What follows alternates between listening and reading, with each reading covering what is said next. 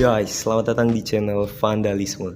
Jadi di video kali ini aku mau nge-review ini Sony Xperia XZ2 setelah pemakaian selama beberapa bulan ya, mungkin hampir setengah tahun lah, sekitar 4 sampai 6 bulan lah, pokoknya sekitaran itu. Pokoknya udah kerasa banget impressionnya gimana, udah hafal banget soal HP ini gimana. Udah kena masalah-masalah banyak di HP ini, dan plus minusnya pokoknya udah nemu banget lah. Jadi di sini aku mau ngasih tahu 8 kekurangan dari si Xperia XZ2 Limba Jepang ini ya. Kenapa 8? Karena aku cuma nemu minusnya 8 sih. Kalau misalnya ada lebih, nanti bakal aku tambahin lagi ya. Ya, jadi yang pertama minusnya HP ini itu yaitu suka nge-freeze coy layarnya. Misalnya main PUBG Mobile gitu kan. Waktu awal-awal mungkin emang lancar, cuman selanjutnya setelah beberapa menit atau misalnya lagi war besar nih, habis itu HP-nya panas kan. Salah satu minusnya juga di sini kan HP-nya mudah panas. Setelah itu dia bakalan nge-freeze coy. Majuin. Tembak.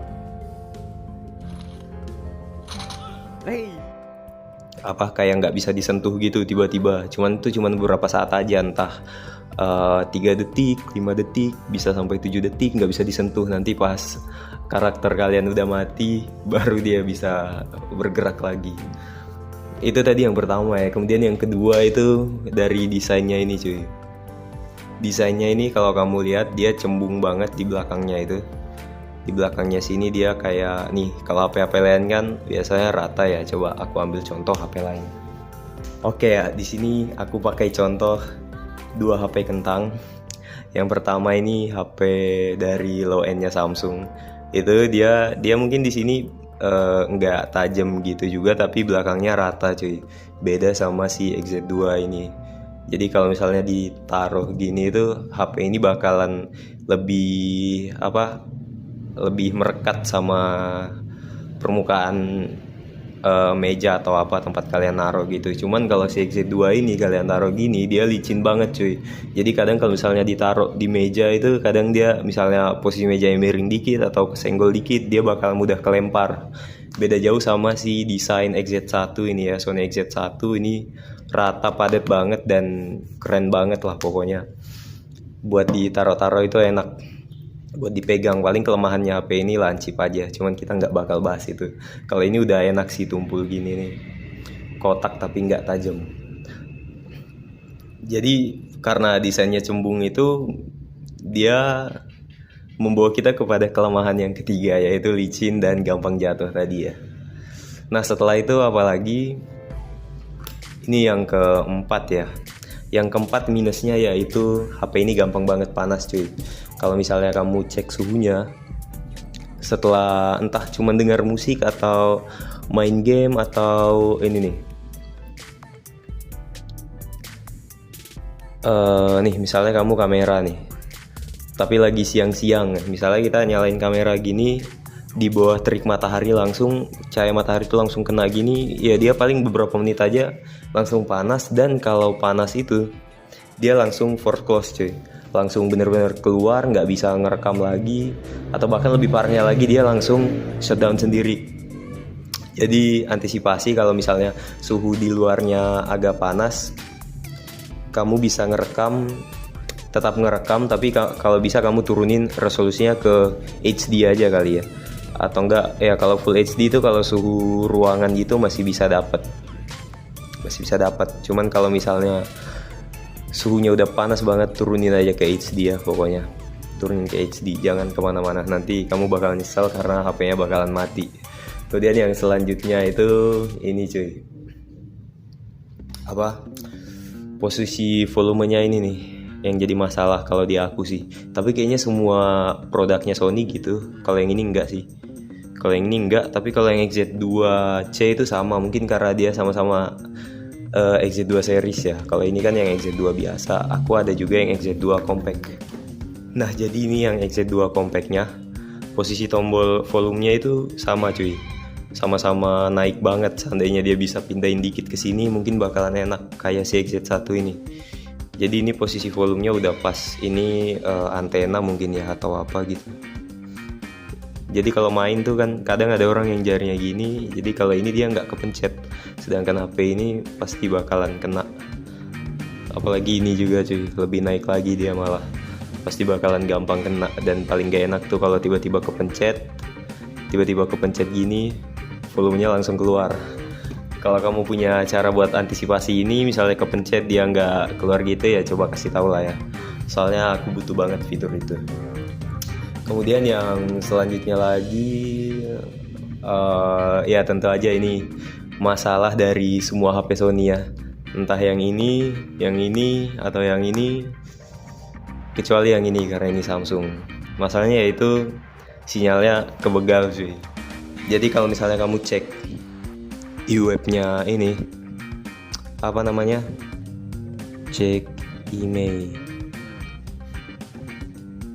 Ya, kalau misalnya kamu cek di Kemenperin gini, kamu tulis cek email, kemudian kamu masukin emailmu ya. Kemudian kamu masukin emailmu, cara ngecek emailnya itu gini nih, bintang pagar 06 pagar. Nah, jadi emailmu itu ini 3547